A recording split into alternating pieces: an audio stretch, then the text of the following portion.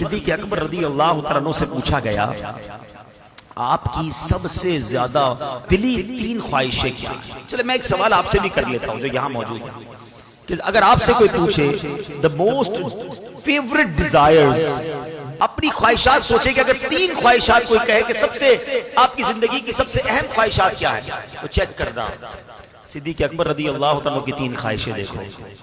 آپ کہتے ہیں میری 3 زندگی کی سب سے بڑی خواہش ہے، کہتے ہیں پہلی ہے النظر الیک، دوسری ہے والجلوس بین یدیک، اور تیسری ہے وانفاق مال علیک۔ ہائے ہائے ہائے، کیا موتی جیسے الفاظ ہیں، معنی بعد میں بتاؤں گا، خالی عربی سنتے ہیں تو لطف آنے لگ گیا۔ عاشق اکبر کی باتیں ہیں نا، کہتے میری 3 خواہشیں ہیں، بس اپنے آقا کو دیکھتا رہا، النظر الیک وانفاق مالی علیک، میں نبی پاک پر اپنا مال خرچ کرتا رہا، والجلوس بین یدیک، میں بس نبی پاک کے قدموں میں حاضر رہوں، میں ادھر ہی بیٹھا رہوں۔ اب دیکھو عاشق اکبر کی خواہشات تھی نا، اللہ نے یہ تینوں کیسے پوری کی ہیں؟ پہلی خواہش والنظر الیک، بس آقا کو دیکھتا رہا۔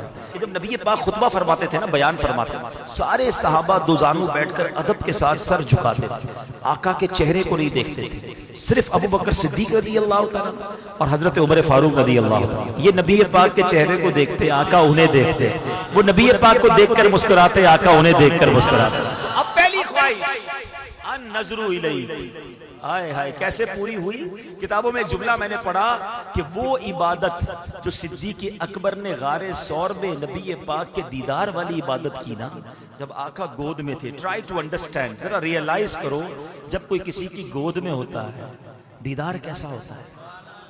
آنکھیں کیسی دیکھی ہوں گی، ابرو کیسے دیکھے ہوں گے، داڑھی کیسی دیکھی ہوگی، پیارے آقا کے مبارک کان کیسے دیکھے ہوں گے، اور کتنا جی بھر کے دیکھا ہوگا۔ علماء کہتے ہیں جس وقت صدیق اکبر نبی پاک کا اس وقت جو دیدار کر رہے تھے، کائنات میں وہ عبادت کوئی اور نہیں کر رہا، صرف صدیق اکبر کو یہ مقام حاصل تھا کہ اس طرح نبی پاک کا دیدار نصیب ہوا۔ اللہ نے پہلی خواہش ایسے پوری کی۔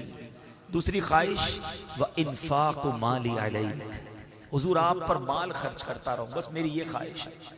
آپ نے ایک بار نہیں، 1 سے زائد بار نبی پاک کی بارگاہ میں اپنا سارا مال پیش کیا۔ میں ایک اور بات بتاؤں کہ پیارے آقا علیہ السلام حدیثوں میں لکھا کہ صدیق اکبر رضی اللہ تعالیٰ عنہ کا مال یوں استعمال فرماتے تھے جیسے اپنا مال استعمال فرماتے ہیں، اتنی کلوزنس تھی کہ پوچھا نہیں جاتا تھا، نبی پاک صدیق اکبر کے مال کو استعمال فرماتے۔ اور وہ حدیث اللہ اکبر آپ فرماتے جس کا مضمون ہے جتنے لوگوں نے مجھ پر احسان کیا میں نے سب کا احسان چکا دیا، مگر ابو بکر نے جو مجھ پر احسان کیا ہے قیامت کے دن اس کا بدلہ میں رب سے لے کے اسے لوٹاؤں گا۔ اللہ اکبر، کس کس شان کو بیان کیا جائے، اللہ کے حبیب کی دعائیں کس طرح انہوں نے لی۔ ارے بلال حبشی سے کون محبت نہیں کرتا، ہمارے عاشقوں کے امام ہیں، مؤذن رسول ہیں، انہیں چھڑا کر کون لایا؟ امیہ جو تھا اتنا ظلم کرتا تھا، ابو بکر صدیق قریب سے گزرے، دیکھا بلال کو مار رہے ہیں، تپتی ریت پر لٹاتے ہیں، آپ نے اس کے مالک سے کہا کیوں تنگ کرتے ہو، یہ مسلمان ہو گیا ہے کیوں مارتے ہو؟ کہا ابو بکر تمہیں بڑا شوق ہے، خرید لو اسے، آپ نے بتاؤ کتنے پیسے لوگے؟ وہ تھوڑے پیسے بتاتا، آپ نے کہا اوکے، وہ اور پیسے بڑھاتا، آپ نے کہا ٹھیک ہے، وہ ڈیل ڈن کرتا، پھر پیسے بڑھا دیتا، وہ جتنے مانگتا رہا آپ بڑھاتے رہے، آخرکار ایک رقم پر فیصلہ ہو گیا۔ آپ نے جب پیسے دیے، امیہ پتہ ہے کیا کہتا ہے؟ کہتا ہے ابو بکر تم تو بڑے کاروباری تھے، تمہارے کاروبار کی میں نے بڑی باتیں سنی، تمہاری ڈیل بڑی زبردست ہوتی تھی، آج تم نے کیا کیا؟ جو مانگا تم نے دے دیا، بڑا مہنگا غلام خریدا ہے۔ اللہ اکبر، ابو بکر صدیق کہتے ہیں اے امیہ تم بلال کی قیمت کیا جانو، تمہیں کیا معلوم یہ کون ہے؟ ارے تم اس سے زیادہ مانگتے، میں تمہیں اتنے دیتا۔ جب خرید کر لاتے ہیں نبی پاک کے پاس، حضرت بلال کو آزاد کر کے لاتے ہیں، پیارے آقا کی بارگاہ میں پیش کرتے ہیں، حضور بلال آیا ہے، آپ کا سچا غلام آیا ہے، حضور آج آزاد ہو کر آیا ہے۔ اللہ کے نبی کیا کہتے ہیں؟ اے ابو بکر تھوڑے میرے پیسے بھی ملا لو، بلال کو آزاد کرنے میں جو تم نے رقم خرچ کی ہے میرا مال بھی اس میں شامل کر لو۔ صدیق اکبر کہتے حضور میرا مال آپ ہی کا تو ہے، حضور میرا سب کچھ آپ کا ہے۔ اللہ اکبر، کیا کیا کارنامے بیان کروں صدیق اکبر رضی اللہ تعالی عنہ کے۔ سنو تیسری خواہش والجلوس بین یدیک، کہتے حضور میری تمنا ہے کہ بس آپ کے قدموں میں زندگی گزرے، زندگی تو گزاری مگر جب وفات کا وقت قریب آنے لگا، آقا تو تشریف لے جا چکے تھے نا دنیا سے ہیں، مگر صدیق اکبر رضی اللہ تعالیٰ عنہ نے وصیت کیا کی، کہتے دیکھو جب میرا وصال ہو جائے نا تو میری میت کو نبی پاک کی بارگاہ میں لے جانا، روضے کے سامنے رکھ دینا اور یہ کہنا کہ حضور ابو بکر حاضر ہے، اگر اندر سے اجازت مل جائے تو ساتھ دفن کر دینا، اجازت نہ ملے تو جنت البقیع میں دفنا دینا۔ یہاں ایک بڑی باریک سی بات ہے، عقیدے کی بات کر دوں، یہ تو وصیت صدیق اکبر نے کی کتابوں میں لکھا، صحابہ نے کیوں عمل کیا؟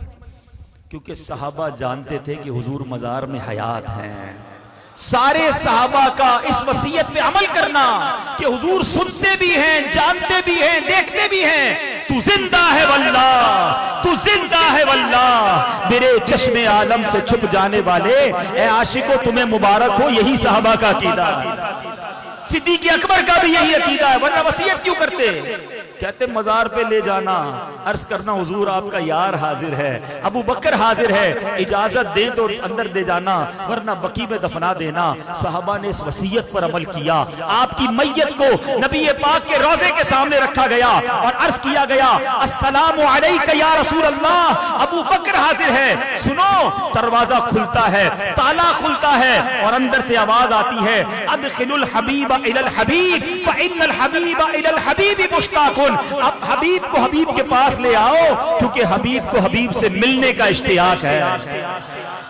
صدیق اکبر آج مزار میں بھی نبی پاک کے ساتھ موجود ہے، والجلوس بین یدیک، ارے آج بھی آقا کے پاس ہیں، آج بھی روضہ انور کے اندر ہیں۔ عاشق اکبر نے 3 تمنائیں بتائی تھیں، اللہ نے وہ تینوں کیسی پوری کی۔ دنیا میں کروڑوں لوگ جب بھی روضہ رسول پر جاتے ہیں الصلاۃ والسلام علیک یا رسول اللہ عرض کرتے ہیں اور پھر صدیق اکبر کو بھی سلام کرتے ہیں، عمر فاروق رضی اللہ عنہ کو بھی سلام کرتے ہیں۔ کیا مقدر پایا ہے۔